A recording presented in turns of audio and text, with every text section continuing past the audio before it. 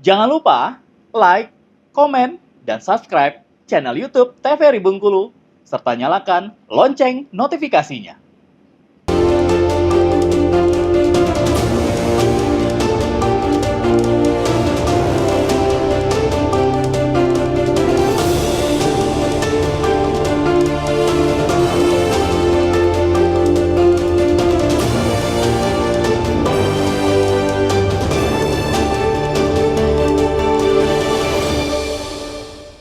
Baik, terima kasih pemirsa, masih di Berendo TVRI Bengkulu untuk hari ini, dan kita masih dengan tema yang sama, yaitu mengenai Kaptimas dan juga pelayanan publik di bulan Ramadan bersama dengan narasumber kita. Yang pertama ada Bapak Kombes Pol Sudarno selaku Kapolres Bengkulu, dan juga ada Bapak Widodo selaku Kadis Dukcapil Kota Bengkulu.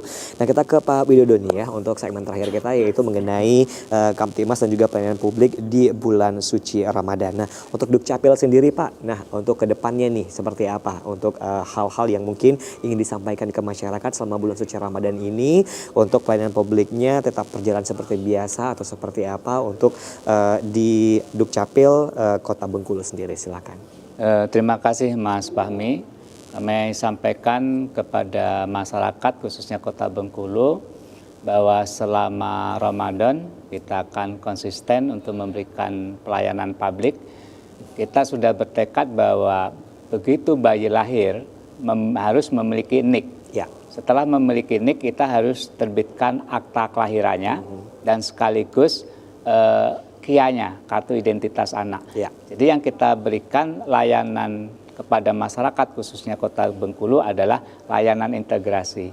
Maka ada kesan kata Mas Fahmi tadi lambat gitu ya. Ya. Karena ada 3 hal yang harus kita proses. KK-nya, aktenya, kemudian KIA-nya. Jadi begitu masyarakat berurusan itu udah komplit. Jadi kita namakan paket komplit. Jadi masyarakat nggak usah ini ngurus ini, KK-nya sudah. Nggak satu-satu lagi ya Pak ya. Baru KIA, nah seperti itu. Berarti nggak satu-satu lagi pengurusannya, jadi ini yang langsung perlu aja. kita harus konsisten untuk memberikan layanan kepada masyarakat. Dan saya mengharapkan peran serta dari masyarakat, karena pada prinsipnya Dukcapil ini adalah mencatat peristiwa yang dilaporkan oleh penduduk. Oke. Ya, yang tahu persis terkait dengan peristiwa itu adalah penduduk. Ya. Jadi Capil nggak bisa apa-apa tanpa peran serta, peran aktif masyarakat itu sendiri. Jadi pastikan bahwa masyarakat Kota Bengkulu memiliki dokumen yang valid dan benar. Oke. Insya Allah ini menjadi pintu masuknya anak-anak kita di dalam berjuang, menuntut ilmu atau menuntut pekerjaan di kedepannya. Itu Mas Fahmi. Oke, ini sebelum kembali ke Pak Kapolres nih tentunya Pak, masih ke Pak Widodo nih. Kalau ada seseorang nih Pak yang memiliki 2 KTP, nah itu seperti apa? Itu karena tidak ada pencatatan dari Dukcapil atau seperti apa nih Pak? Nah, kalau di era data SIA terpusat ini Mas, itu nggak ada lagi. Kecuali karena gini, begitu dia mau melakukan perekaman sudah terdeteksi. Yang bersangkutan sudah mempunyai NIK, fotonya sudah tampil, sehingga untuk proses selanjutnya nggak bisa lagi. Untuk yang namanya KTP ganda seperti zaman-zaman dulu nggak bisa lagi. Oh, sekarang nggak bisa lagi. Sekarang sudah terdata tentunya Pak ya. Jadi kalau maka kita juga bekerja sama dengan lapas ya, lapas anak, lapas perempuan, sehingga nanti kalau mereka melakukan perbuatan yang sama, dia langsung terdetek.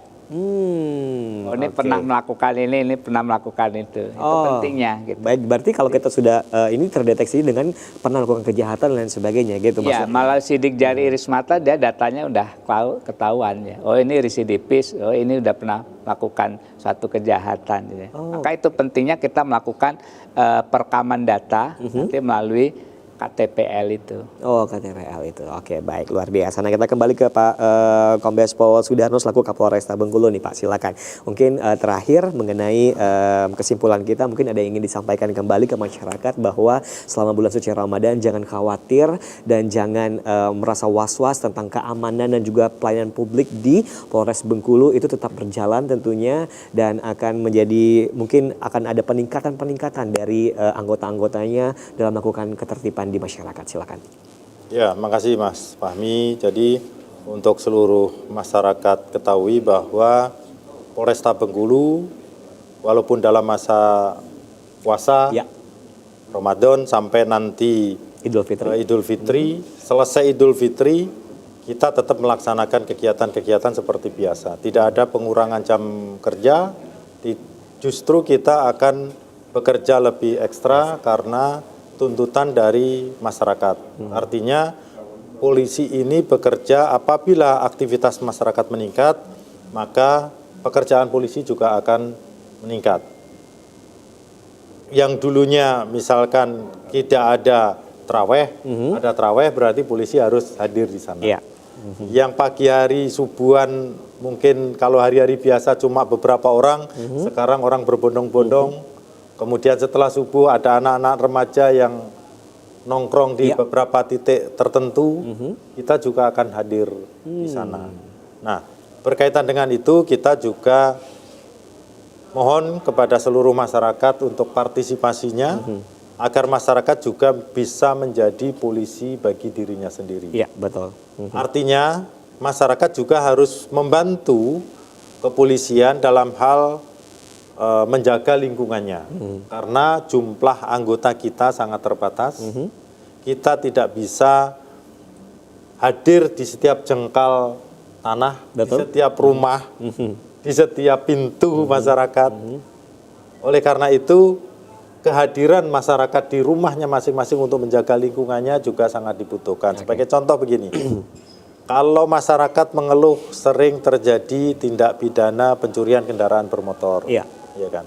Kemarin beberapa waktu yang lalu saya sudah menyebarkan lebih dari 500 leaflet stiker yang saya tempelkan terutama di tempat-tempat kos. Iya. Kenapa kita pilih tempat-tempat kos? Karena itu yang rawan. Karena hasil dari evaluasi bahwa pencurian kendaraan bermotor itu paling besar terjadi di tempat kos. Kenapa di tempat kos? Karena kebanyakan kendaraan pada malam hari di tempat kos diparkir di luar. Sementara tidak ada pagar. Betul. Ya kan? Sehingga memudahkan para pelaku tindak pidana itu untuk mengambil kendaraan. Makanya kemarin saya bikin stiker, saya tempelin di rumah-rumah kos yang ada di Bengkulu ini, moga-moga menjadi pengingat.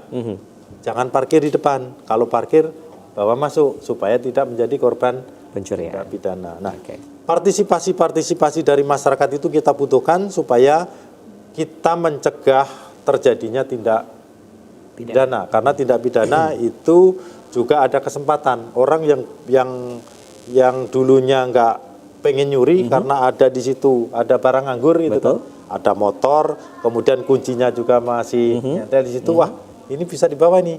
Akhirnya dibawa. Karena ada kesempatan ya Pak ya.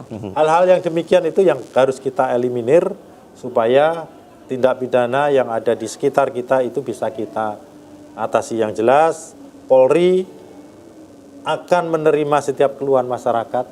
Polri akan menerima kritik dari masyarakat, sampaikan ke kita, kemudian kita akan memberikan tindak lanjut. Oke, siap. Ya kan?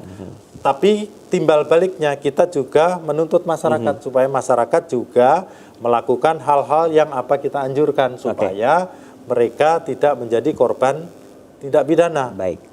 Karena kita tidak bisa hadir di setiap jengkal tanah yang ada di Kota Bengkulu. Oke, baik, terima kasih Pak atas waktunya tentunya. Terima kasih banyak atas kehadirannya dari Bapak Kombes Pol Sudarno selaku Kapolresta Bengkulu tentunya, dan juga terima kasih atas kedatangan dari Bapak Widodo selaku Kadis Dukcapil Kota Bengkulu. Dan kita ingatkan kembali ke masyarakat Bengkulu bahwa seluruh pelayanan publik tentunya tetap berjalan dengan optimal selama bulan suci Ramadan, dan jangan khawatir dan juga was-was untuk keamanan sendiri. Itu Bapak Kapolresta sendiri meyakinkan bahwa akan dijaga selama 24 jam tentunya untuk melakukan ibadah yang akan kita lakukan selama bulan suci Ramadan. Saya akan pamit, terima kasih. Wassalamualaikum warahmatullahi wabarakatuh dan sampai jumpa kembali.